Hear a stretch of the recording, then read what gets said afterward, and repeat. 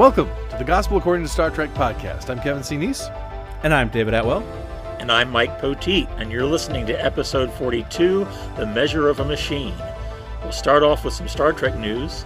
And then we'll talk about Lower Decks Season 2, Episode 7, Where Pleasant Fountains Lie. And then we'll get into our audience question right after our main topic, The Measure of a Machine. We're going to be talking about the history of artificial intelligence in Star Trek. Hope you enjoy it. Stay with us. Well, here we are, yet again. Please state the nature of the podcast emergency. Podcast emergency is we have no idea what we're doing. Can you help with that? I'm sorry, my program is buffering. I will tell you exactly how to do this podcast after we have done this podcast. Right. Oh, boy. Well, welcome in, guys. Y'all doing all right? Doing great. Doing well, thank you. And you? Fantastic. I'm doing pretty well. I'm doing okay. It's a good season.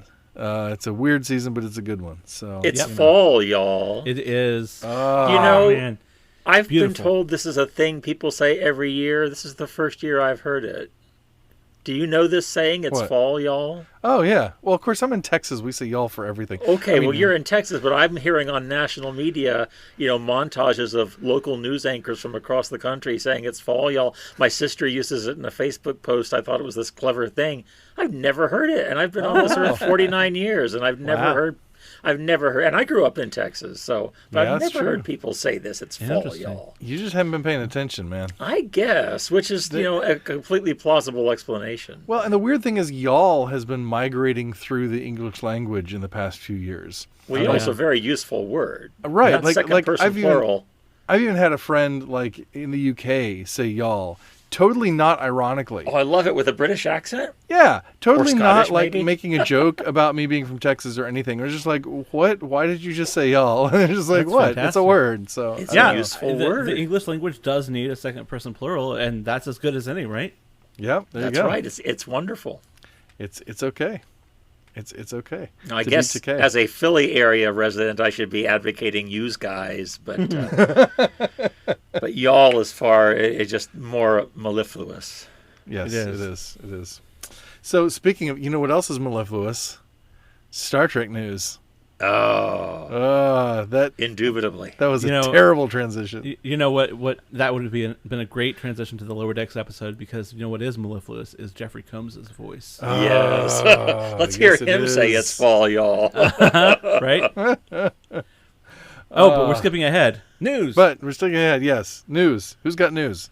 Well, it's the season for new Star Trek books, and tomorrow, as we record this, the first volume in a big trilogy called Star Trek Coda is being released. The first book in the trilogy is by Dayton Ward, prolific Star Trek author. Yeah. The next two are by James Swallow and David Mack, respectively. But this trilogy is going to wrap up. For the last 20 years, the Star Trek novels have been advancing the plot lines of Next Generation and Deep Space Nine and Voyager, because it was assumed we weren't going to have Star Trek on TV again that would affect those timelines.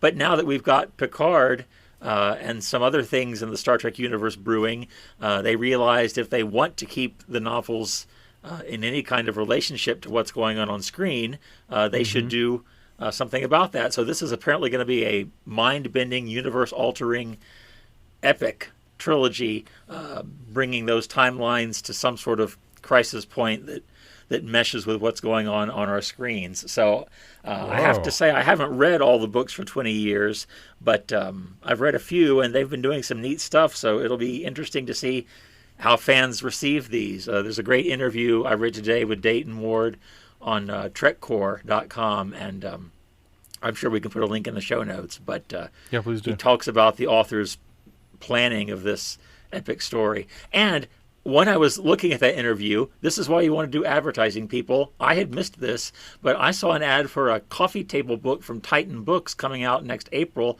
about the making of Star Trek First Contact. Wow. Really? Yeah, That'd be fun. it's called Star Trek First Contact, the official story of the film. And I thought, what is this, a storybook? 25 years later. But no, it's behind-the-scenes photography, concept art, production designs, new and exclusive interviews with cast and crew. It's from Titan Books. And so if you're looking to spend $50 on a Star Trek coffee table book, yeah, either save up your quatlus or hope for some gift certificates at Christmas. But Wow. it looks like it'll be a good one. So Well, and if That's it's impressive. high quality, $50 isn't too bad. So that's yeah, pretty exciting. yeah. That's cool. That's exciting. First Contact was big in the last First Contact Day, because it was the anniversary of the film.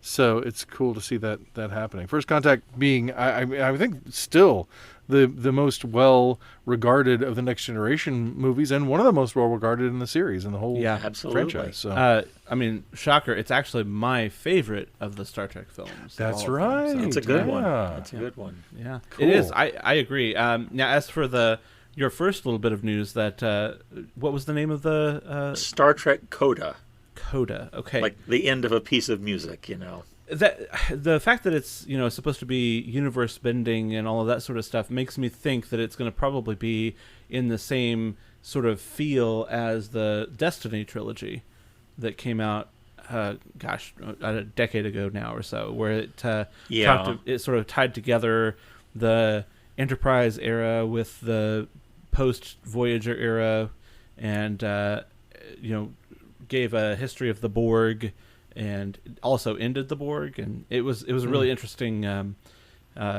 But I think definitely I maybe only read the first volume of that one, so I don't remember the Borg, but It I was remember very it was another interesting. franchise spanning. Yeah, and definitely they've mind done bendy. Yeah.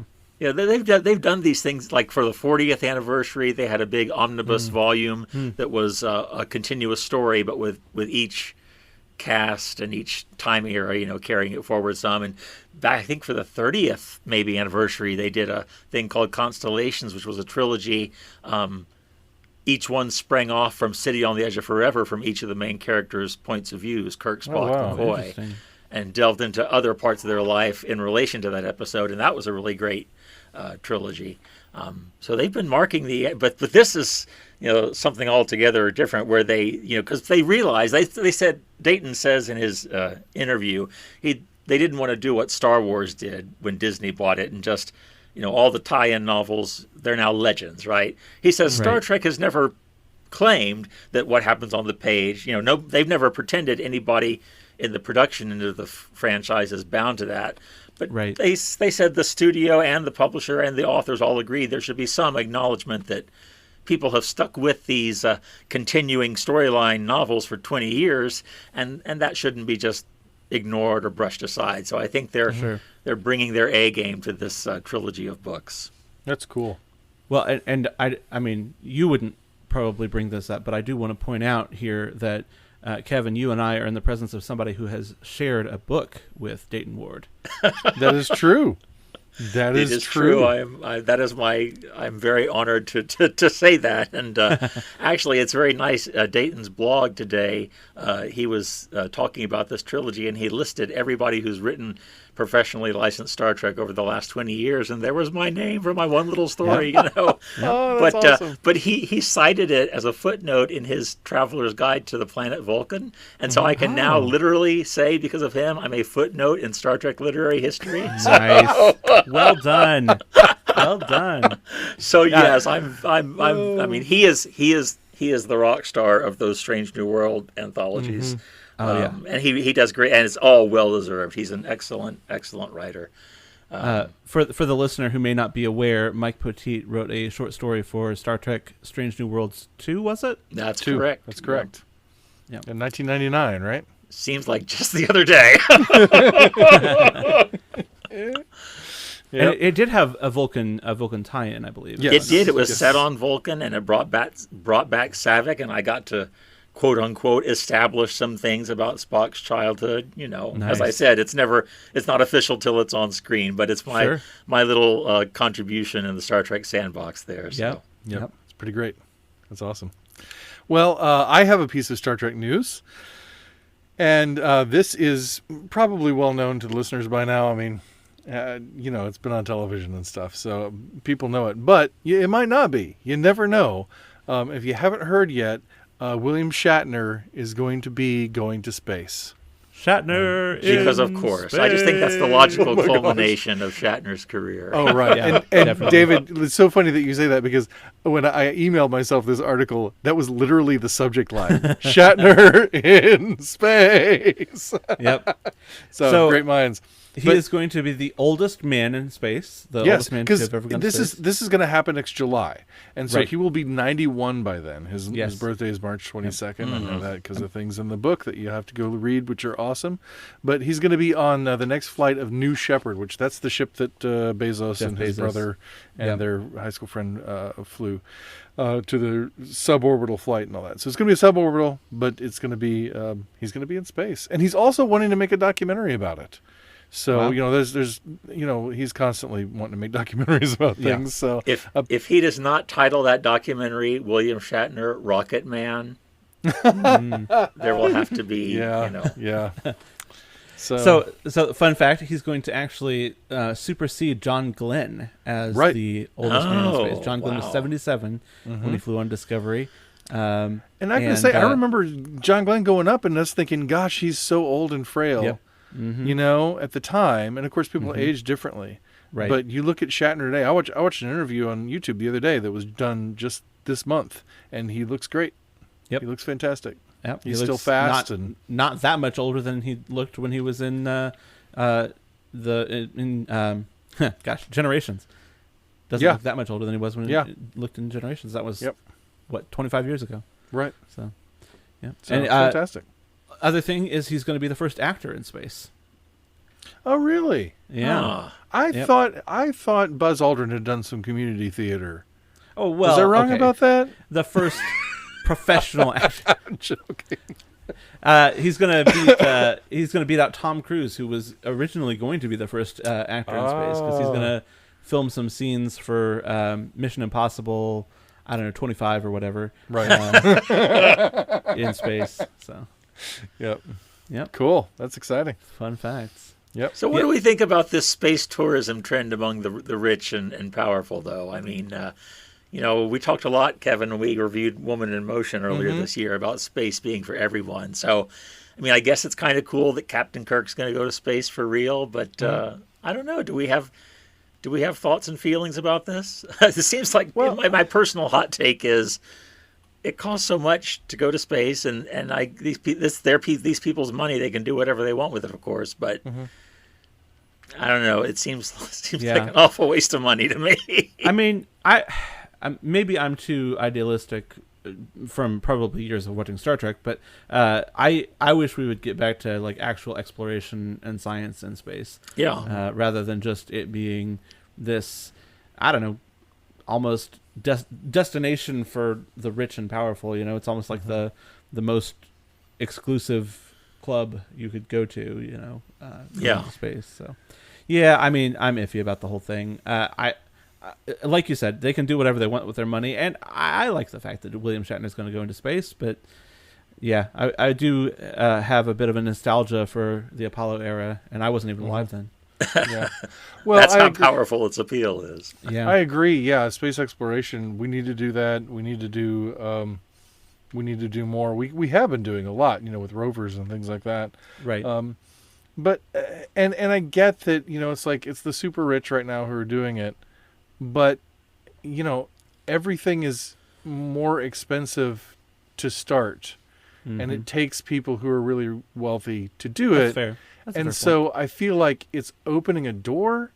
It's just kind of pushing that door open for space to be more accessible to more people, not just as a destination, but as exploration and as furthering.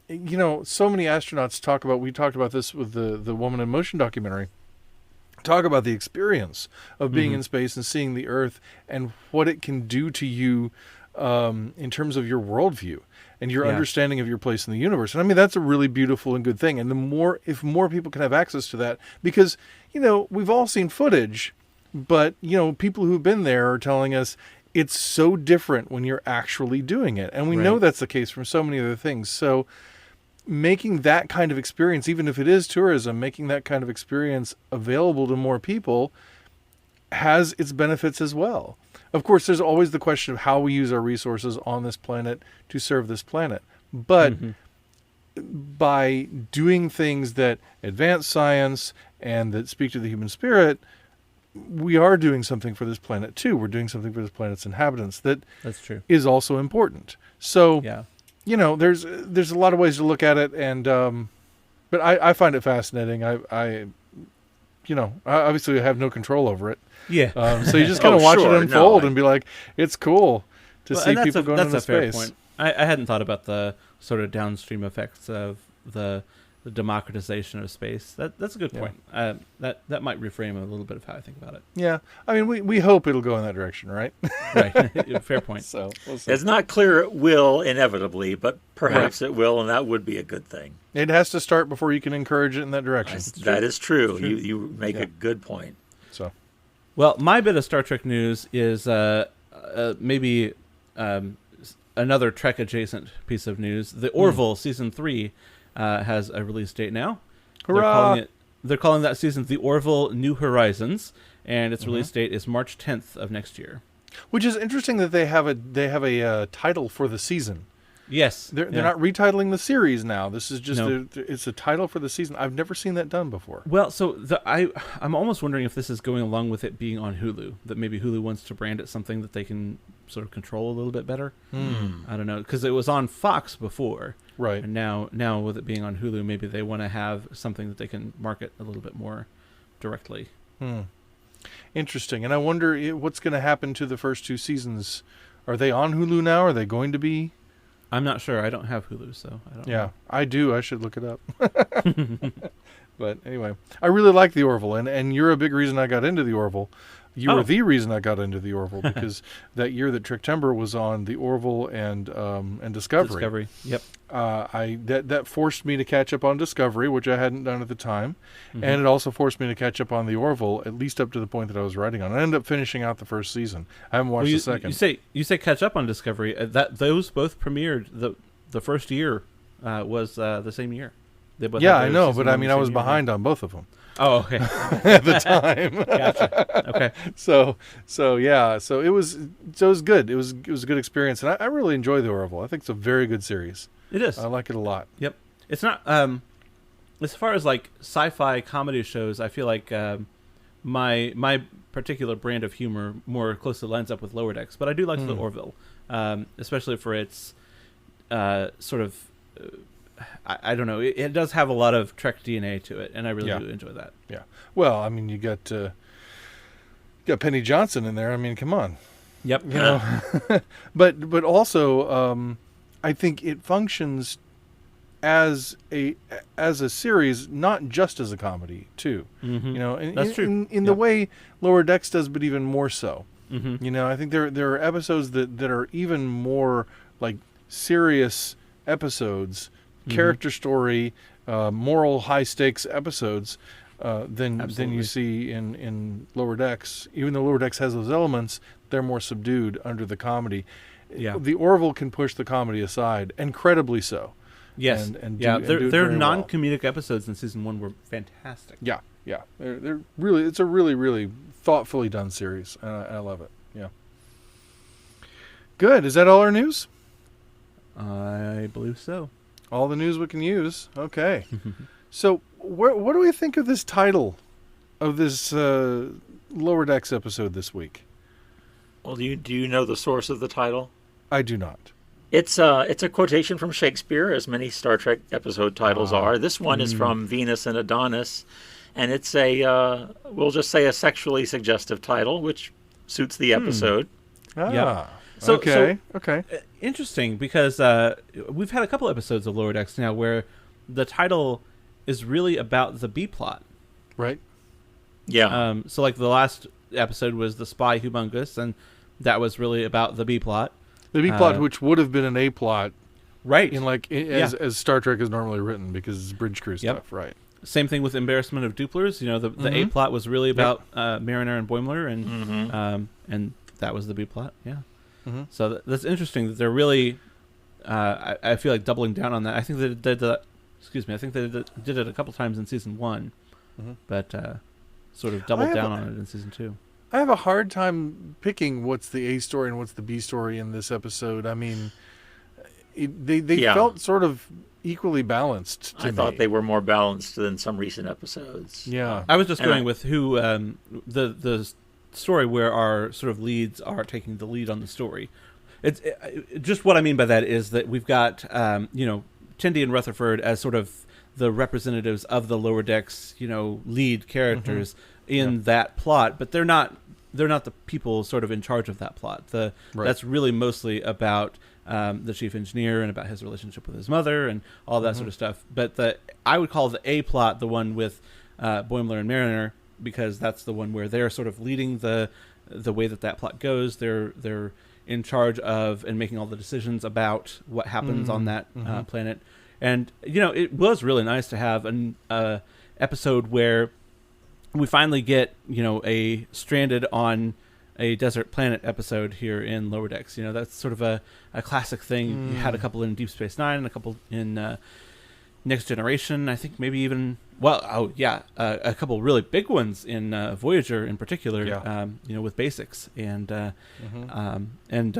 it's just sort of a tried and true way of ripping away all of the trappings of the Federation and all of the things that really sort of prop up your life in the Federation, and seeing who these characters really are, and we got to see that here in where Pleasant Fountains Lie. It was a lot of fun to sort of see them playing off of each other and playing off of Jeffrey Combs in his brilliant role.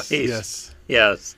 I liked that plot a lot, and it really reminded me of Final Mission from Next Generation, where they Wesley and Picard and the third guy, who I don't remember his name, right. the kind of scoundrel captain, they crash on the desert planet, and is Wesley's final, well, not his final appearance, but his final one as a member of the crew. But I thought even some of the shots the animators did for this episode, which were gorgeous, they could have come straight out of Final Mission, as far as I'm concerned. For sure. That's true. Yeah. Well, before we get too in-depth on that story, let's go back to our other story, since our main topic comes off of that story. Let's go back to our title topic here, the Pleasant Fountains tale of Andy Billups's royal heritage. Yeah, and the Hysperians. Things thereto appertaining. I intensely disliked it, and I will tell you why. Please do. I thought, in concept, it's a nod to Loxana Troy. Yes, Billups' mother, definitely. Especially the early episodes of Loxana. She grew as a character in TNG and later in Deep Space Nine. But the kind of always meddling mother with sex on her mind. Of course, in this case, it's sex for her son, not for herself.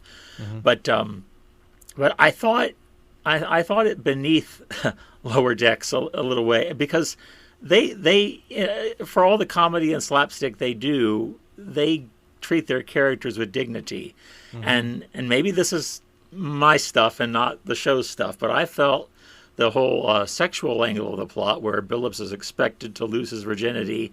I thought the fact that he did not want to do that was played for laughs more than any kind of giving us insight into who he was as a character. The fact that he would be more dedicated to Starfleet and his work for whatever reason than to pursuing a sexual relationship, I thought was treated as a punchline consistently. And that didn't sit right with me, so I did not enjoy that half of the episode overly much. I largely agree with you, especially about the Troy references. Though I found it a little bit refreshing that they did play it for laughs, but it wasn't along the lines of him seeming like a fool for not wanting sex, or for him, for treating him like some weirdo because he's a virgin. I thought that's exactly how they played it. I have to disagree with you there. No, I think it was more about his just awkwardness about the whole thing. He feels it was more in the 40-year-old virgin sort of sense of like, he's a really awkward and I don't know, maybe socially inept kind of person when it comes to this sort of thing. But it didn't seem like they were saying, oh, you're just an idiot for choosing this route. To the point where like the crew actually like praises him for actually maintaining his principles and his core values.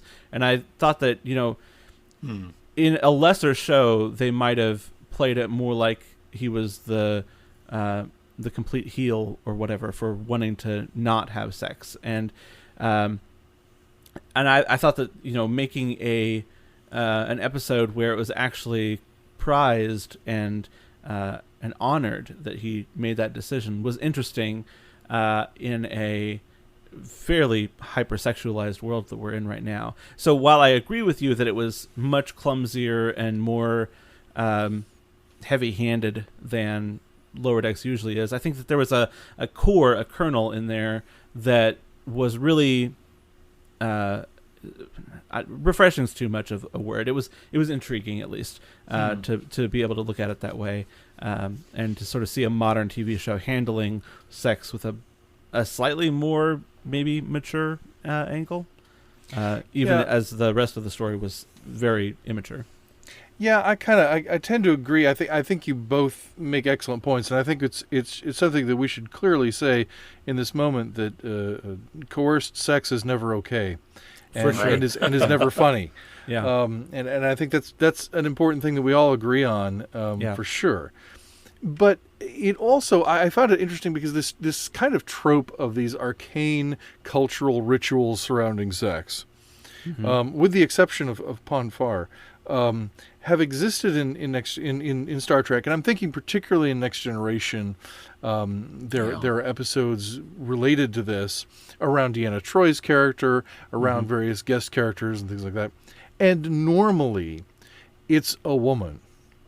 Yeah. Normally, it's a woman true. character who is compelled to use their sexuality or to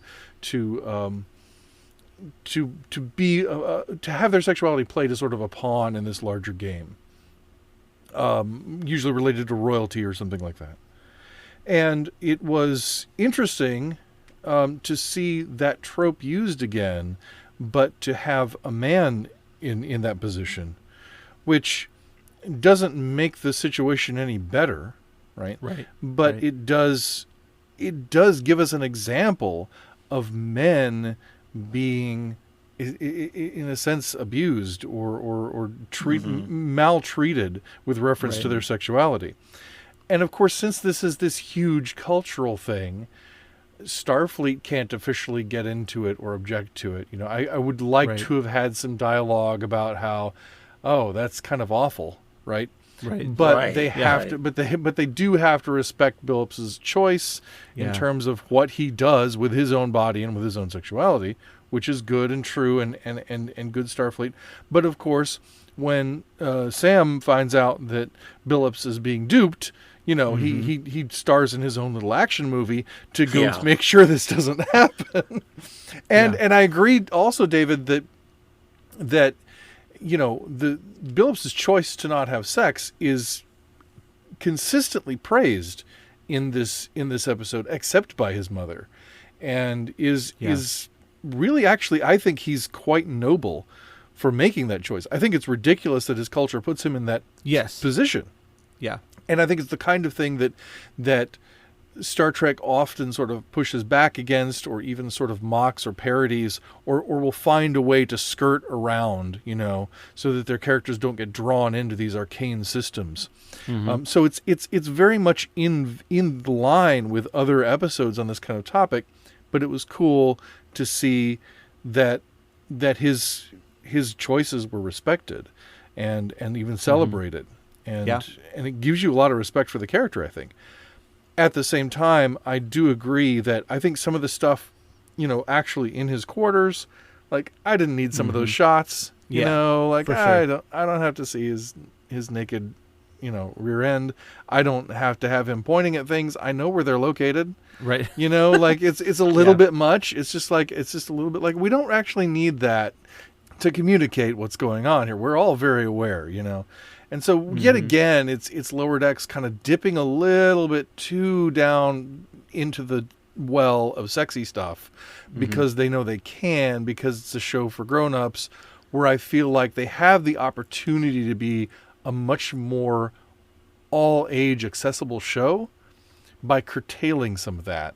And it's not that hard, and it doesn't hurt the narratives, and it doesn't hurt the humor, in my opinion, to do that. And so that always disappoints me in the series a little bit when that stuff comes up. And to your point about not humiliating our characters, that was one of the things I hated about the first episode. Is just like, let's come up with a reason to get, you know, Boimler and Mariner in their underwear as quickly as possible, you know, and then have them like vomited up by alien beings and stuff like that. And I felt like it was just crass and humiliating, and I didn't like that. And so their comfort with that kind of crassness comes through and happens, and I think those are the weakest points of the show. But I like that. I think there's a positive message. Now, it's interesting, Mike, that you felt this was all played for laughs, and you're not the only person I've heard say that. Yeah, and I'd like to hear more about that. I'd have to rewatch it now with your comments in mind, yours and David's, but I did not feel that Billups was being held up as a noble exemplar of anything. I felt like the audience was being invited to laugh at him, and I'd have to rewatch it to see what I think. I think my biggest moment for that comes at the end when they're having basically a party for the fact that he was able to stick to his principles, and there was cake, you know. So fair enough. Yeah, the crew of the Cerritos at least was on his side. So, but was it nuclear peptide cake with mint frosting? That's the question. Actually, I did find I was just to sort of get off of the topic directly of Billups and his sexual exploits or lack thereof. I did feel like there was a connection, a little bit of a connection between the Hysperians, is that what they're called? And the group, I can't remember the name of the group, but from up the long ladder from TNG, the Irish group, you know. And then there's a couple of others that are like that, where you know, some group of humans went out into space because they wanted to live a certain way on another planet. I think it's really interesting that this particular group really just wanted to live the castles and dragons life. I did like the idea of them as a like Ren Fair all the time society. Which, you know, there are people who would sign up for that. Like, I have friends who would absolutely do that. Yes, definitely. I wouldn't do it myself. But I was at Gen Con last week. I mean, I can totally. I saw a bunch of people that would totally have done that one. That thing, and yeah, it was an interesting. You know, it was a beautiful ship, and it was a really interesting society of you know all that sort of stuff. And just given the fact that they were so heavily influenced by, you know, Middle Ages and Renaissance and all of that sort of stuff, has this sort of cultural expectation that it's just all about sex and everything. I feel like it fit pretty well with the established culture that they just established in this episode. Of course, what I'm saying is that it was written pretty well, but I don't disagree that it was very heavy-handed and over the top. But the ship was cool, and the fact that they called the fusion reactor the Dragon's Blood Flame. That was brilliant. That was really great. And I love seeing that kind of variety. And that's the kind of thing that Lower Decks does, which carries forward something from the spirit of the animated series, which is let's imagine more. Yeah. You know, let's get really creative about what kinds of aliens we run into, what kind of humans we run into, what kind of systems we have. I think that's great. That's a great aspect of the series. Yeah, and I do think this storyline, for better or for worse, and I'm really interested in viewing it again now that I've heard a couple of different objections to it, which I have my own objections, obviously, but for better or worse, this makes Billups much more of a person. Much more of a full character, and it came out of left field in a lot of ways, much the way sort of Deanna Troy's heritage sort of came out of left field at us in Haven, even though it wasn't we hadn't known her very long. It's still it's interesting to see that there's more to this person, and we learn a little bit about his character. And for me personally, I see him more as a serious officer, and I see him more as somebody worthy of respect, and not just kind of a silly joke now after this episode than I did before. And that's what I took away from what I liked about this particular storyline. Caveats accepted, of course. Right. Yeah. Yeah. So what about the return of Jeff Combs to Star Trek? Come on now. That was a fabulous plot. Yeah. I enjoyed that start to finish. Mm-hmm. Brilliant.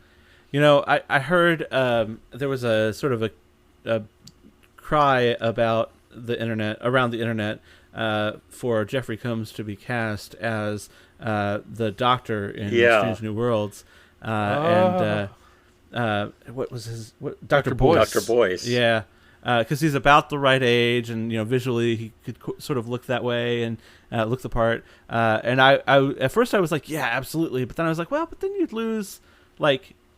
Part of the fun of Jeffrey Combs is hearing the voice come out of some unrecognizable face, right? Right. And having the ability for him to appear as two separate characters in the same episode, where he appeared as Brunt and as Wayun. Yeah. Deep Space Nine. And, he could still do that. It's just one of them would be his normal face, which we've only seen in the one Deep Space Nine episode and Far Beyond the Stars. So, he has that latitude.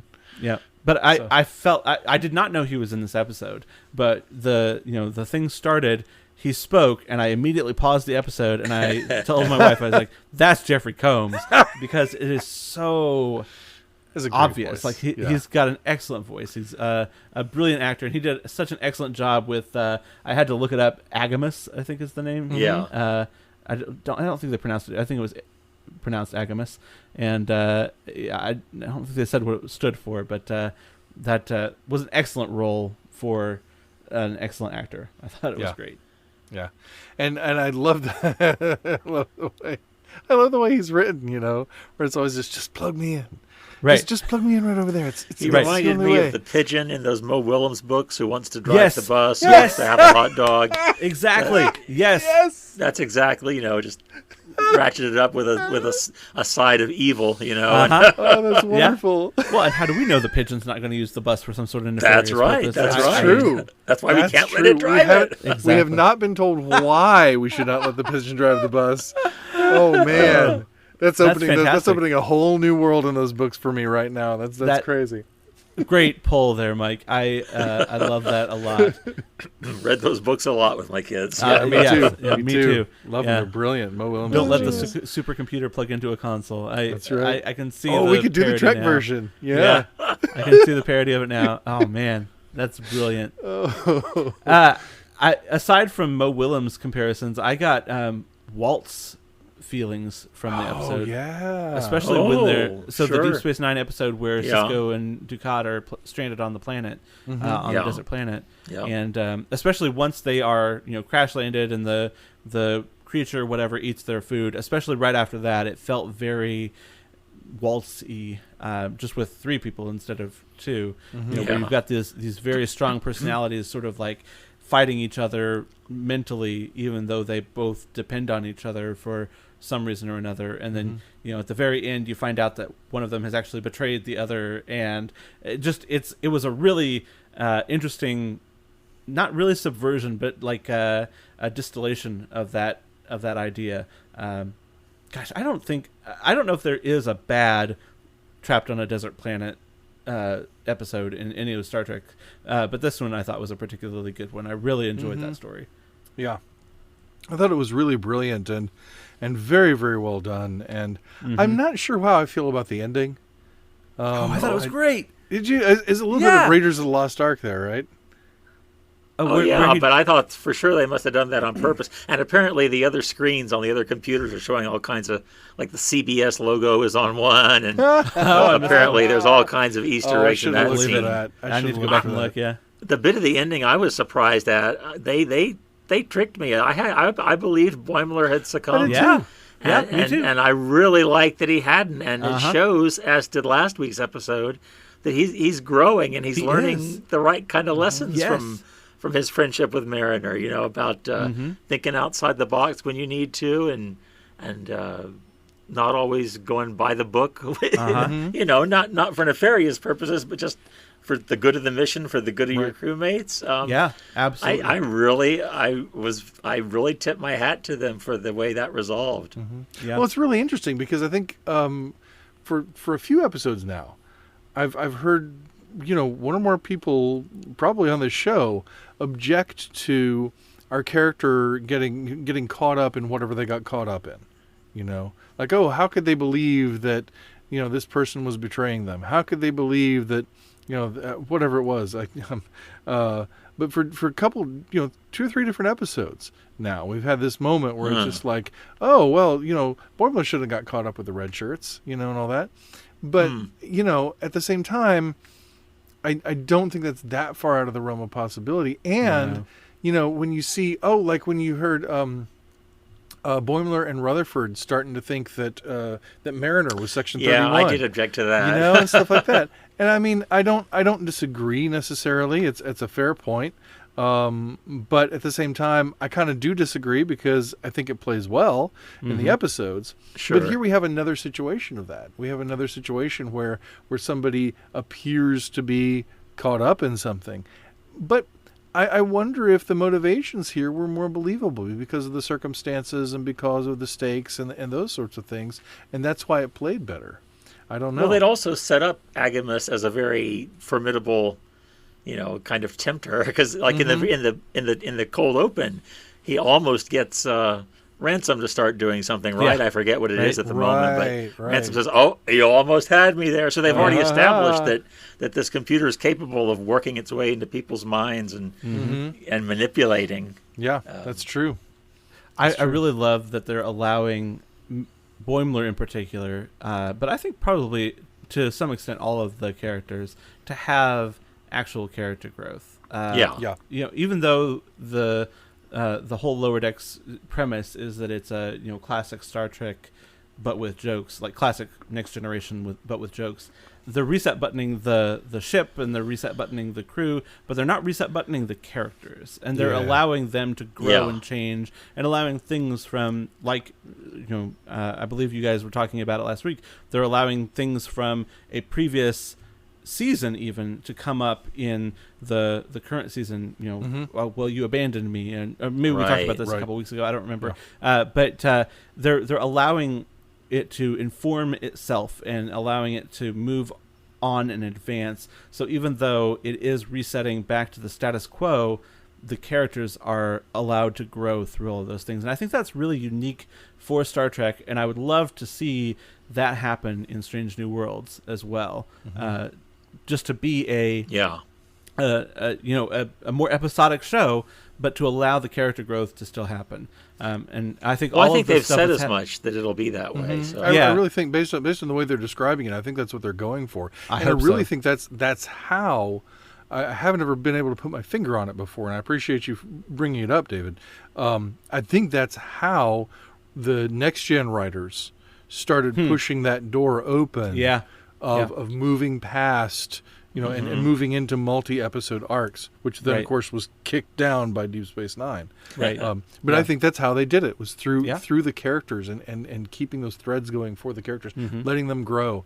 And I think that's the best way to do it, honestly. Yeah. If you're going to have more episodic storytelling, that's, you need to let your characters grow through it, or it gets monotonous, and so I think that's great. Yeah, and I thought that we get a little bit of that. You were talking about they kicked the door down with Deep Space Nine. We got a little bit of that with Voyager, with a couple of characters that got to have character development, like Seven of Nine and the Doctor, and that was pretty much it. And even that was really only in the last couple seasons. And then we got to have a little bit of that with T'Pol and with Archer and T'Pol's relationship in Enterprise. And then, that was the sort of the first couple seasons of Enterprise were really the end of the episodic Star Trek, purely episodic Star Trek. After that, we had the Xindi arc, and we had the, all of that sort of stuff in the Romulan arc. And then, flash forward to Discovery and Picard, and everything is arc-based, and more than arc-based. It's just one big long story.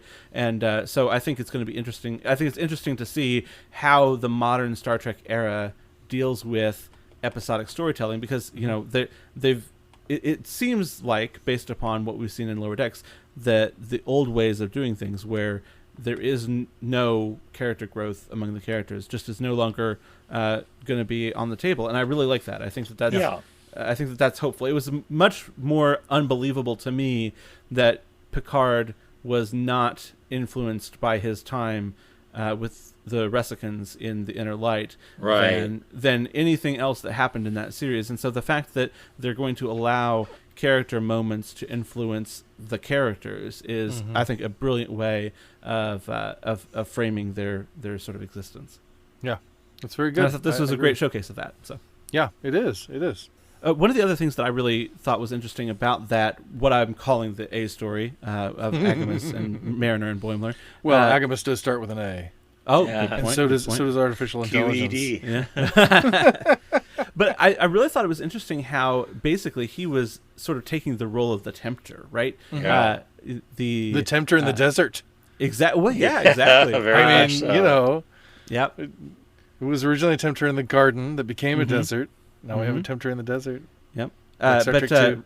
you know, he's tempting Ransom with what Ransom wants, and he's tempting Mariner and Boimler with what they really want, and Right. to all appearances, it works on Boimler, you know, and you think that he's going in for the bite of the apple. But I just thought it was really interesting that they were casting that the AI in that role, and I think, you know, to sort of maybe point us toward our main discussion, I think that there's a lot of evidence or a lot of instances in Trek history where the AI has been either a god or a devil on a planet somewhere. The AI as the sort of divine ruler or divine or demonic entity on a planet. You know, thinking about Vol and all that sort of stuff. It's really interesting to sort of compare those. You know, what sort of ideas do you guys think of when you think of the AIs in Star Trek, that like they are this sort of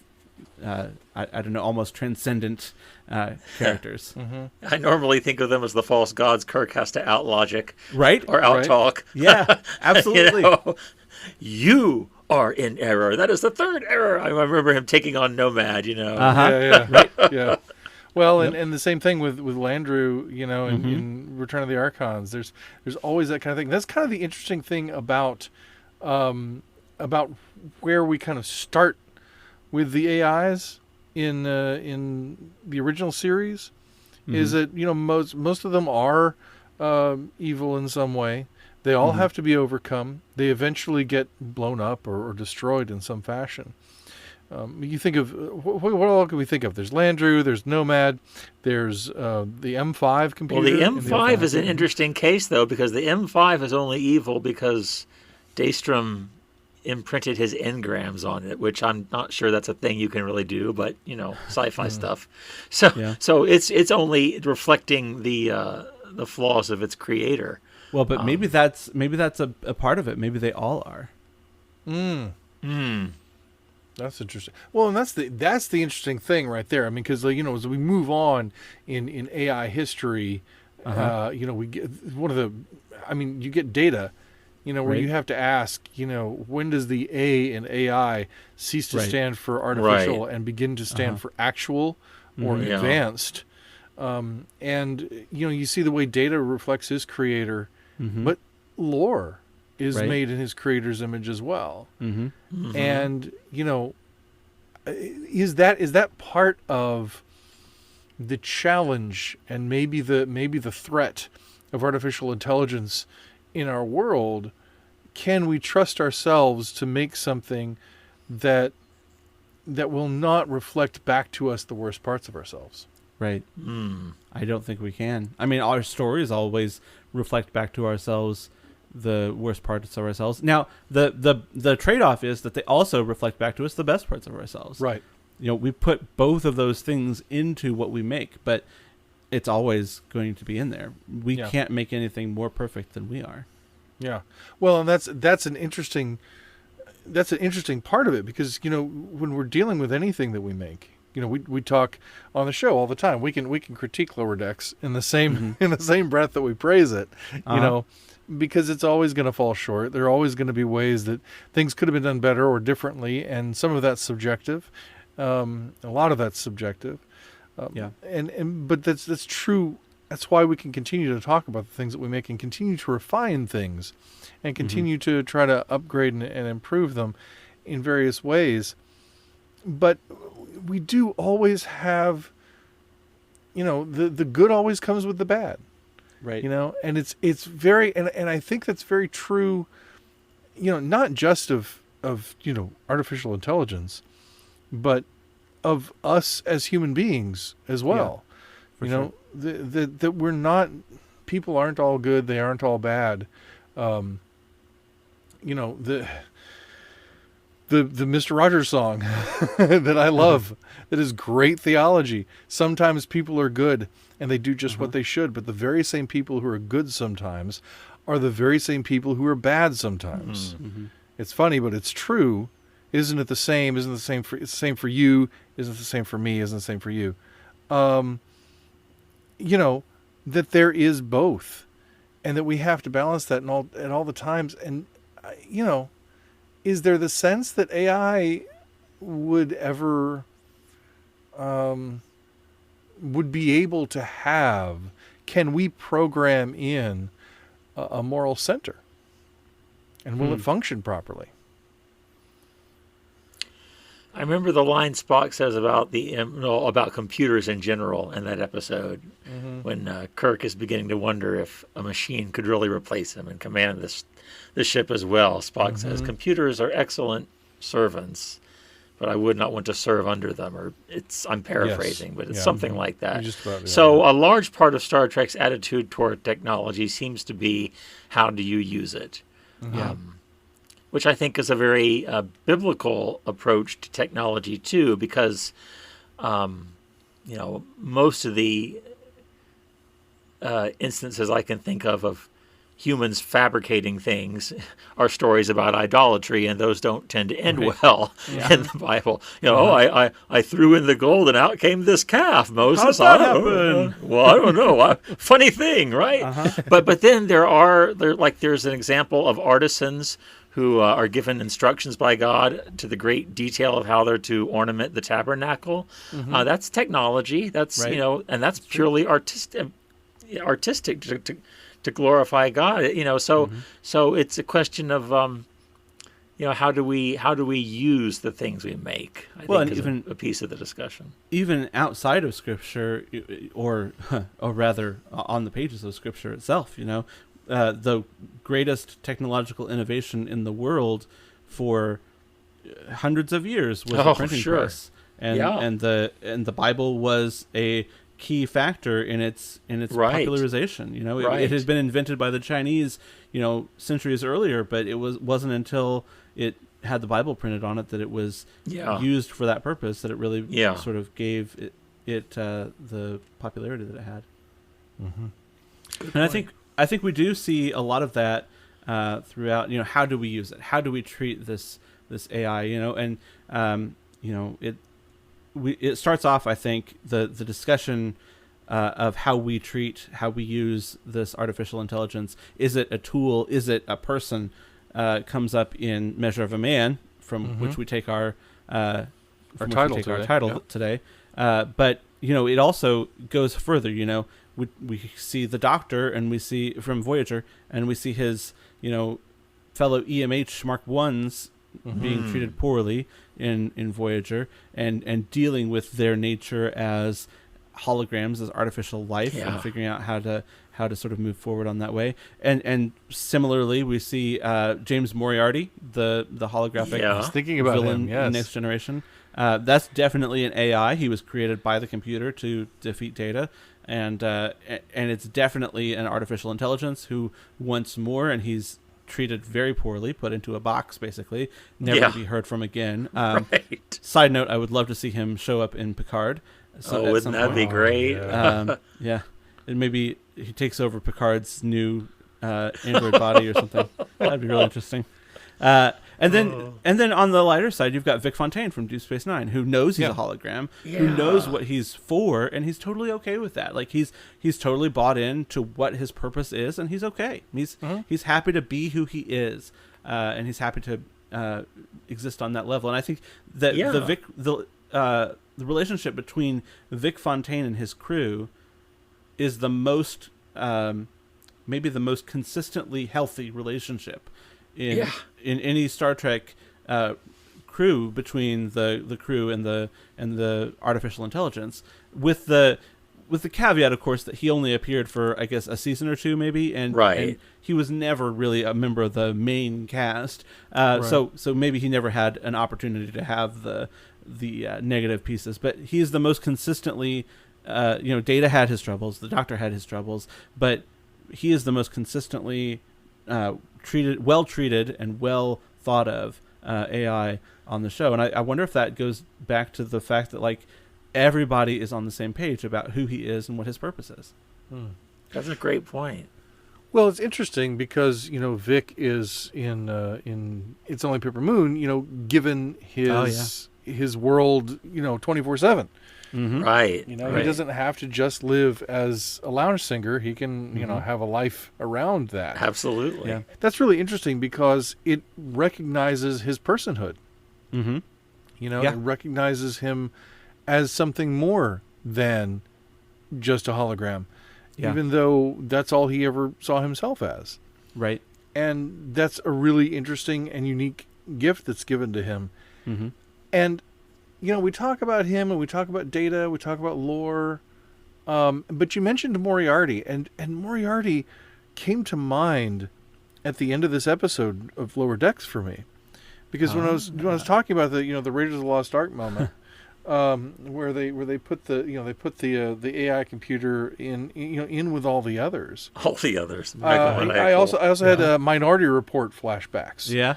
To all the prisoners in their tubes, and that always just struck me as so terribly inhumane. And even now, but then Moriarty, like, he has a whole world to explore.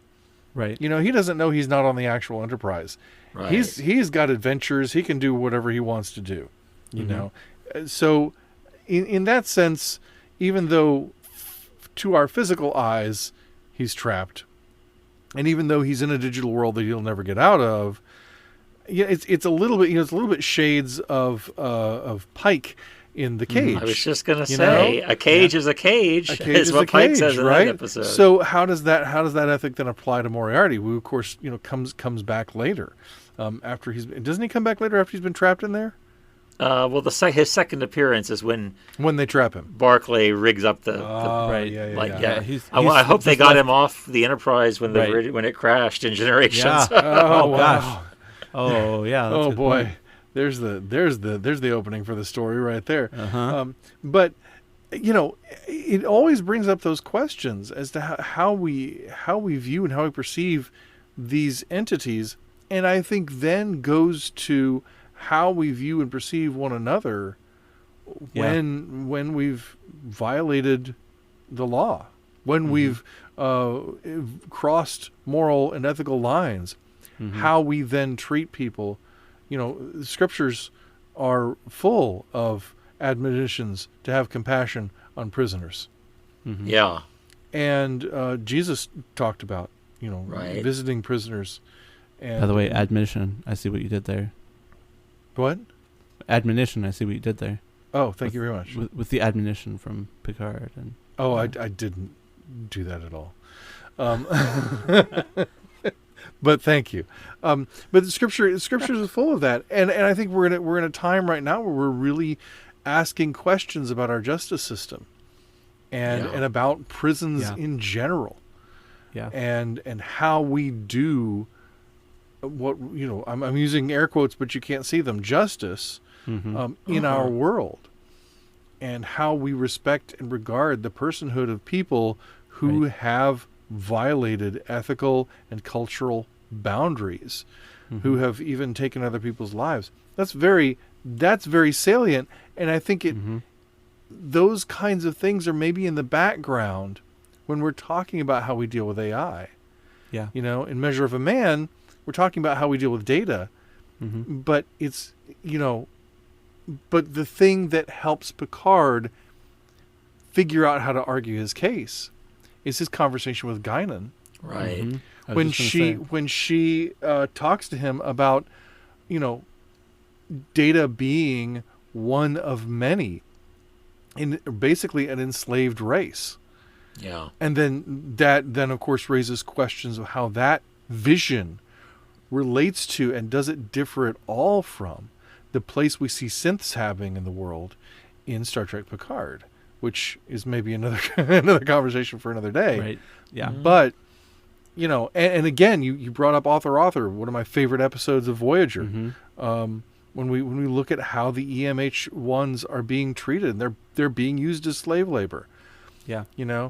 And we don't get a resolution to that in that episode. It's the Doctor's got something before him. He never pursues it as far as we know, because the series just moves on without developing his character in that way any further. But with these questions are always open and always present. And how we deal with artificial intelligence, how we deal with any alien life or any kind of life that we find to be sentient, those are important questions for us to answer, because they help us answer questions about how we deal with one another. And I would love to read the Guinan and Picard discussion. Please do. Back and forth. Yeah. Because I think that frames this discussion so well. It does. Guinan starts, she says, "Consider that in the history of many worlds there have always been disposable creatures. They do the dirty work. They do the work that no one else wants to do because it's too difficult or too hazardous. And an army of Datas, all disposable. You don't have to think about their welfare. You don't think about how they feel. Whole generations of disposable people." Picard replies, "You're talking about slavery." She says, "I think that's a little harsh." And he says, "I don't think that's a little harsh. I think that's the truth. But that's a truth that we have obscured behind a comfortable, easy euphemism. Property. But that's not the issue at all, is it?" And then, just a couple of scenes later, Louvois says, I don't know if he has a soul. I don't know if I have a soul. But I have to give him the opportunity to make that decision for himself. And I think that the way that we treat, Picard's saying the way that we treat this new life, the way that we treat AI is going to basically make the determination what sort of people we are. And I think even in our modern day, we don't have general AIs. We don't have super powerful, super intelligent AIs that we know of. And yet, I'll go ahead and put those qualifiers in there now, but we don't have the opportunity to deal with a data right in front of us and decide how we interact with him. But it still matters how we treat and how we interact with and what position that we give these beings or these tools, because it changes how we view ourselves. I think also of Insurrection and the Baku, who say that when you send a machine to do the job of a man, you take something away from the man. And I don't think that I would go that far, but I think that it changes us and the way that we act based upon how we treat other creatures. I know that my kids get mean to each other when they're allowed to just yell at like the Google Home or the Alexa in the room. They get mean to each other because they can just command this device around, and it changes their hearts. It changes what they sort of how they interact with the world, and it's just really interesting to see that sort of played out in a much broader and a much wider context. But I think it still impacts us directly. So there's an interesting back and forth. We create AI or machines in our own image. They have all of the good and bad in them that we have within us. But then, because we have made them, the way that we interact with them feeds back into us and changes who we are. And I think there's a really interesting interplay going on there, back and forth. It's biodigital jazz, man. That's right. Sorry, that was that movie. That was a Tron Legacy reference. Yes. Wrong franchise, but I do like wrong franchise. Yeah, I agree, and I think it's interesting, and this is one reason as you're talking about these things, as we continue to go down this trail, this is one of the things that makes science fiction so special and so important. Why it's important to go ahead and think about those Tuvix problems that we will never be able to encounter possibly in our lifetimes or ever in human history. Things that are impossible, so that we can wrestle with the chords of that impossible knot, because those chords connect back to us and our ethics and our hearts and help who we us to see become ourselves better as and who we want to be. yeah, and who we see others as. Yeah. You know, do you see the other person Right. as your neighbor? I mean, truly as your neighbor, as somebody who you're there to truly love. You know, not just be at war with. You know, we talked. I think it was last episode. Mike and I were talking about. Well, I think I just mentioned in passing, culture wars, and my question. You know, that I want to ask people, like, what's your end game? You know, do you really think you're going to change the way people, you know, live in your presence? You know, by trying to force them, and I don't think we usually have an answer for that. We're not really thinking of those larger aspects of what's truly loving. What's a truly loving way for me to interact with this other human? Right. You know, including whatever stakes are at play. And I think it's perfectly valid for our end game to just be changing our own hearts and changing our own minds. I think we should normalize changing the way that we interact with other people, other devices, in a way that shepherds our own hearts and actions and desires toward a stronger care for those who bear the image of God, toward, you know, and whether or not AI does bear the image of God, you know, that's a whole other question entirely, but that shepherds our hearts toward the way that we interact with other people being more loving and more kind and more thoughtful. I think that's a totally valid way of living our life, and interacting with others online to try to become more caring for others and to sort of demand that in hopefully the most winsome way possible from those that we're interacting with. Yeah, and exactly. And going back to what you were saying about these devices we interact with, the Alexas and Siris and what have you. You know, I don't have any of that. I don't want any of that. But, you know, I have a friend who, you know, I have to use their Alexa to turn the porch light on, you know, or whatever, you know. And you say, you know, Alexa, turn on the porch light.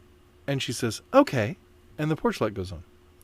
And it's like, well, it'll be easier to just flip a switch. But, you know, I get why she's there and all that sort of thing. There are other functions. But, okay. So I could say, well, this is just a machine that responds to me with this, okay, like a friend would, right? Like somebody who I was having a conversation with would. Right. But it's an illusion because that okay was recorded. Yep. You know, it's generated by an artificial voice, however it's done. The tone and inflection, it's all planned, and it's the same every single time. Right? There's no variance. It's constant.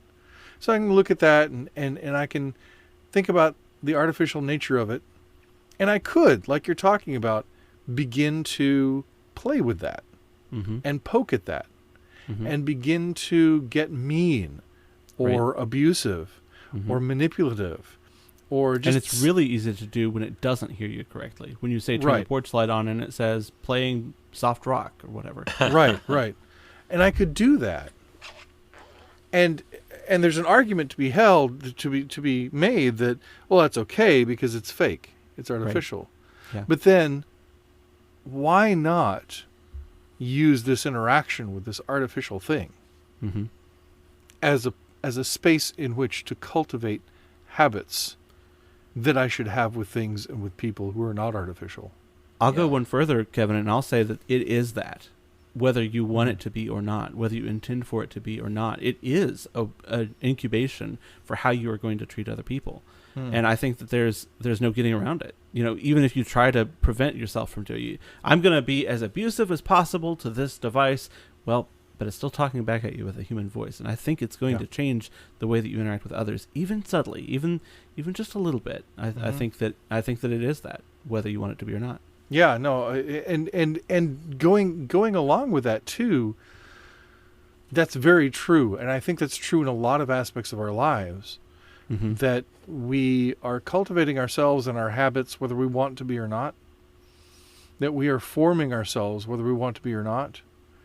And so being intentional about that, we've talked a few times on the show lately about reordering our loves, looking back to Dr. Nagel's book, Reordered Loves, Reordered Lives, Reordered Love, Reordered Lives, and thinking about the orientation of our hearts. You know, last episode we talked about where my heart will take me, and that I have to follow my heart. I will follow my heart, but it's important that I orient my heart in a good direction, that I cultivate my heart in a good way, so that it desires good things. So that when I follow my heart, I'm following desires that are going to be for my benefit and the benefit of others, and they're going to be in service to God, to do justice, to walk humbly, to love, do justice, love mercy, and walk humbly with my God. That I would be doing all those as a sacred act. And so, how you interact with your Alexa, right? Right. Starts to seems become ridiculous, but it seems really ridiculous, isn't. but it is, Yeah. because all those little habits that help us cultivate who we are. There's a sacredness to that. Yes.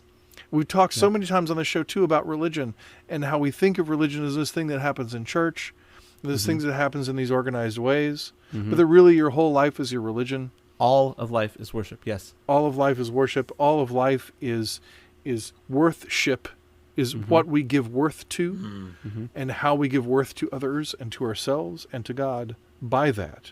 Those are not separate things. How we live with our neighbor is how we live with our God, because loving your neighbor is loving God. Doing justice and loving mercy, that is walking humbly with your God, because your God is involved in the process of you giving that justice and giving that mercy and working for those things in your lives. That's not only doing the work of God, that's continuing a relationship with God by cultivating your relationships with others. So all those little things are your religion. Yes. They're forming you. And so, and perhaps that's one of the things that gives us an ability to attune our lives that might not be available to some of the artificial things that we create now or even in the future. And maybe that's part of the danger, that things can get out of order when an intelligence doesn't have an ability to order itself. Yeah. Well, think about Nomad and V'ger. They're not exactly evil, but they've come into contact with other intelligences through accident or happenstance or whatever, and they come back out of order, to use Kevin's language. They come back deformed. They're no longer reflecting their creator's image. V'ger can't accept at first that it's been created by the carbon-based infestations, and certainly Nomad's out to sterilize biological life forms. Its programming has gotten screwed up. Because it doesn't have that opportunity to orient itself the way we do. Yeah, V'ger isn't evil. V'ger is an absolutist. Right. Yeah. And V'ger has taken its whole quest. The quotation that I picked for the opening of my chapter on the film. I open each film chapter with a quotation from the movie. The quotation that I picked was, the creator must join with V'ger. Yeah. Because everything that V'ger does is this desire, is a good desire. It wants to join with its creator. It wants to share all that it knows with its creator and learn about its place in the universe. And I mean, as Spock's line, about, each of us has a moment where we turn to someone, a brother, a God, and ask, is this all there is? Is this all I'm meant to be?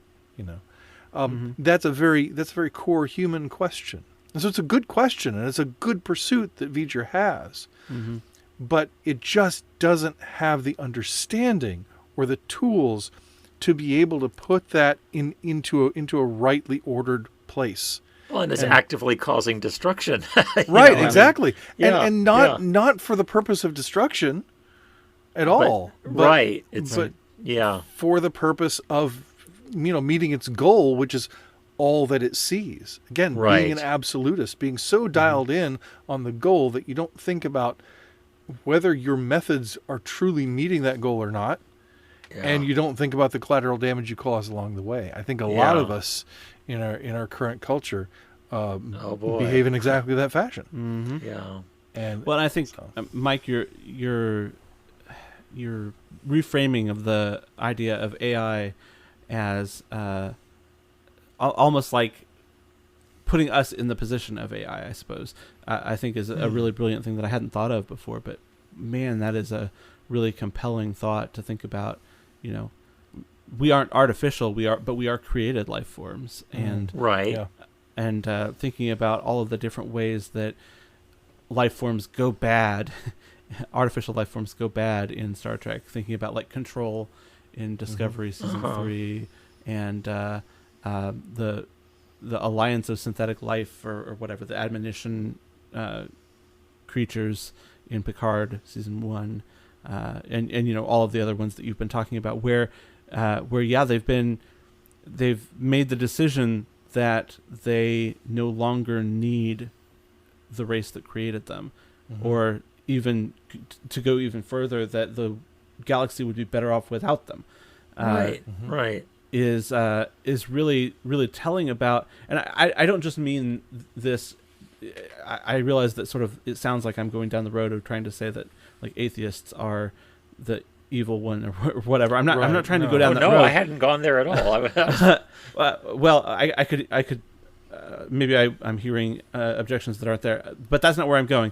What I'm saying is that the way that we live could potentially put us in that same position of like, do I live like there is a God, or that there is a creator? Do I live like I need that to be true? Do I live like he is in some way relevant to my life? Because if I don't, then what is the difference between that and these killer AIs that have no regard for the creators any longer?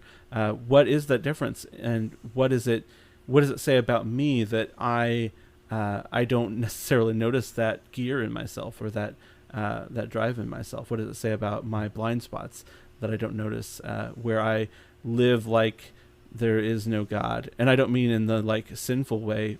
I mean, it is sin, but I don't mean like in the, you know, I don't know, overeating. Where God is making no difference in your daily life. Yes, exactly. Where I'm not allowing him to, or where I'm not seeing where he is sanctifying me and growing me in a particular way. Right. Where I'm not living into what he has for me in a particular day. That's a really compelling thought that now I'm sort of obsessed with. Well, and you know what that brings to mind for me, David. Let me just lay this down. Okay. That perhaps the ultimate way of living like you have no God is living like you have no neighbor. That that we can get even so caught up in what we think of as religion, or what we think of as morality, that we begin to disregard and fail to love our neighbors, and in so doing, we begin to belie our faith in God. Yeah, and we put the lie to God's existence and power in our lives. That's why Jesus says, you know, that the greatest commandment is love the Lord your God with all your heart, mind, soul, and strength, and the second is like it, love your neighbor as yourself. Because you're going to love yourself, because you're a selfish human. So love your neighbor as yourself, right? Not just that you're selfish. You do need to love yourself. You do need to care for yourself. There's a good way to love and care for yourself. I don't mean to denigrate that. But love your neighbor as yourself. And these two together, not one, not the other, these two together sum up the law and the prophets. Yeah. You can't have one without the other. You can't have spirituality without religion, as John Michael Talbot told me, that spirituality and religion are two wings of a bird. You can't fly without both of them. And even if your order of worship, even if you're Quaker and your order of worship is that you have no order of worship, you still are doing something to make a space, to make an intentionality in your life, to live out Yep. these things that you say are important to you. We do it every day with all sorts of different values, with all sorts of different idols, with all sorts of different good things and bad things, and with all of these different ways that we live our lives. And if we are the intelligence that God has created, then I think we want to live lives that we would hope the intelligence we create would live back to us. That's another way that we mirror our Creator, that we are created to be creators. And Yes. so as we think about ourselves as creators of these artificially intelligent beings, how frightening is it to think that they might turn on us? Right. How intimidating is it to think that they might not go in the direction we want them to go? We even feel that sometimes as parents. You know, Yeah. at some point you got to let go of the bicycle seat, and the kid's going to ride or the kid's going to fall, and there's nothing you can do about it. Right. You know? And I think God, being all-knowing, being all-present, being eternal, still, I think the scriptures tell us that God lives in a relationship with us that does go along with the ebb and flow of history, and that there is an open-endedness to things, because we really are co-creators, and we really do live in a world where, even though God is sovereign and God gets what God wants, we're still the ones pedaling the bike that God has given us to be a part of the system, to be a part of that plan. And we're entrusted with that. And so that feeling that we have that the AI might come back and get us is the same feeling of God creating humans, knowing that they might rebel, and knowing that God would be willing to go through everything God goes through to redeem those creatures, so that shalom will reign. That's beautiful, and I love it. And how many times, just thinking of that same sort of thing, how many times does the Doctor from Voyager create something that gets warped? You know, he does it with the photons be free thing, where, you know, Tom Paris rewrites it to make it completely different.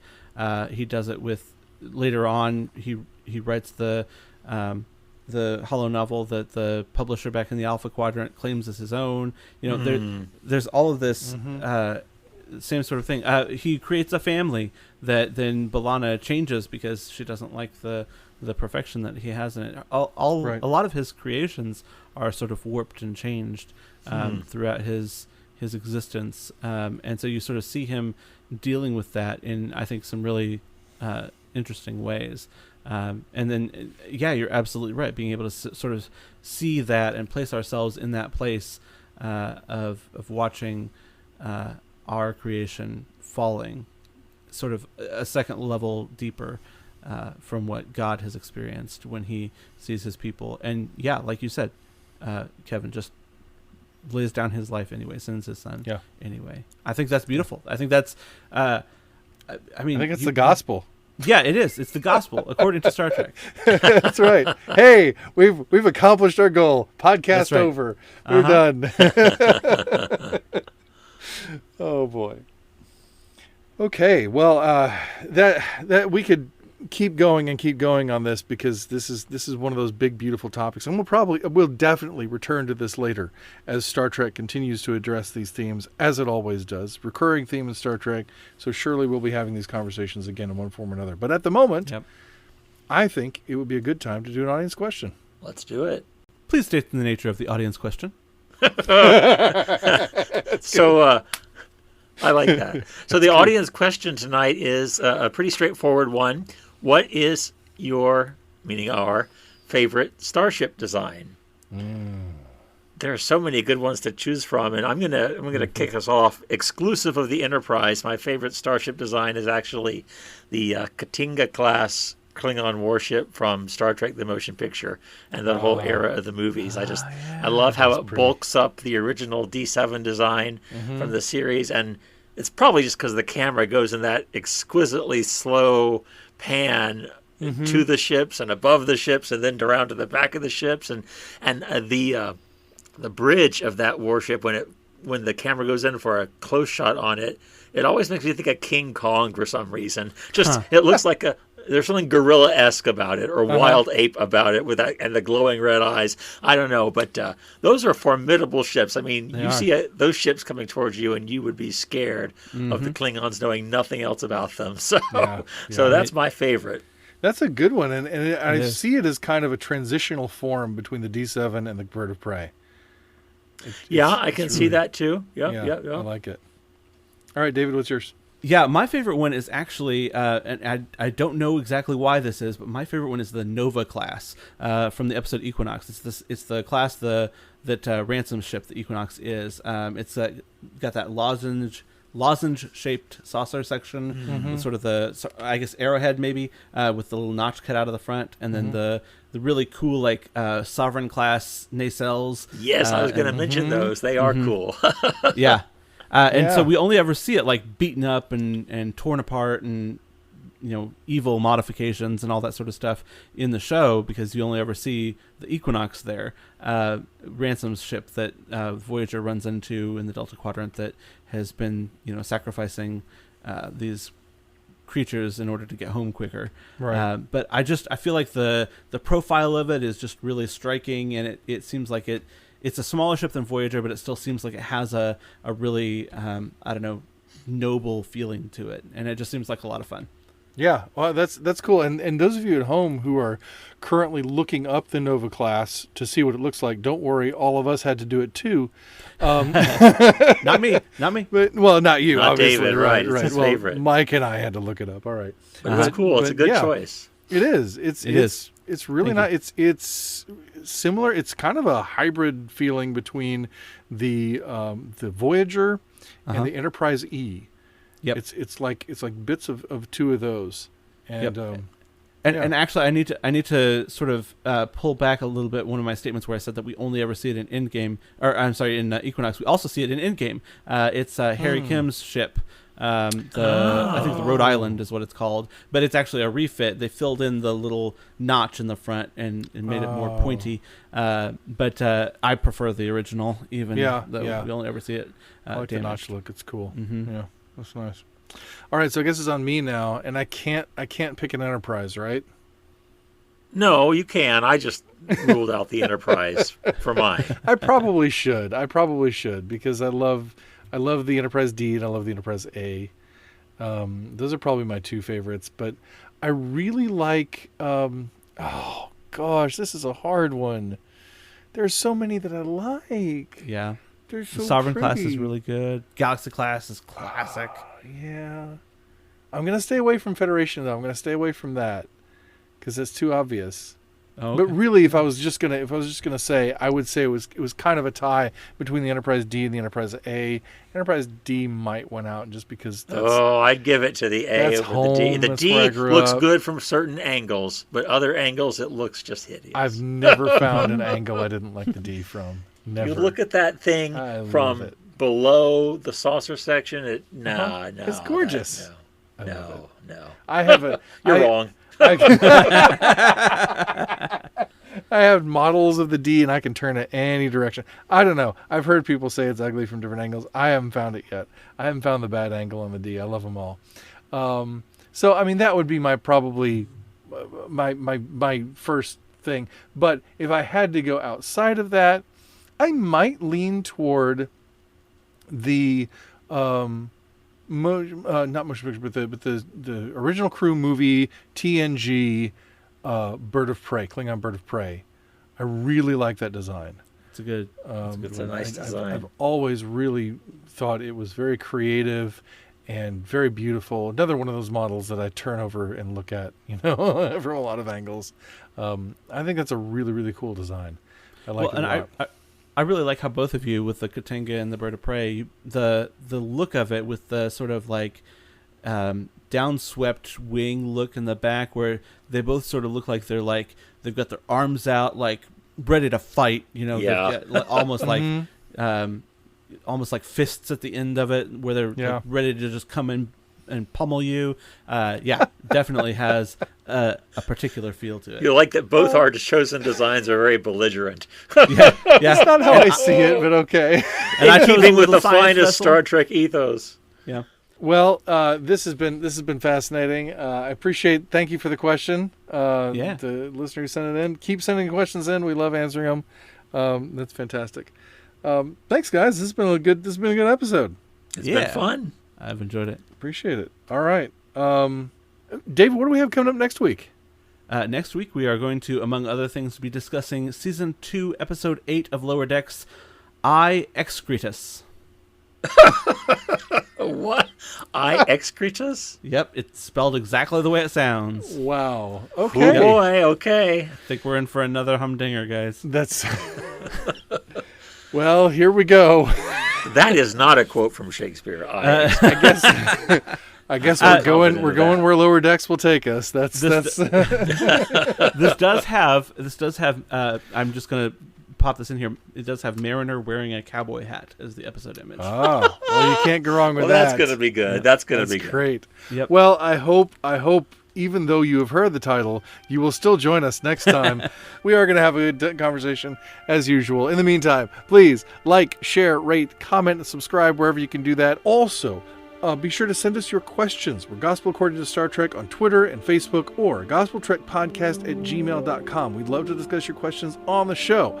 Also, you can support the show by clicking the support button on anchor.fm/GATST or by going to patreon.com/gospeltrekpodcast. Your support helps keep the show going and get you some really cool perks as well. That's going to wrap it up for this edition of the Gospel According to Star Trek podcast. Thank you so much for being here, and until next time. I'm Mike Poteet. I'm David Atwell. And I'm Kevin Cedes, and as Jesus said in John 10:10, live long and prosper. See you next time.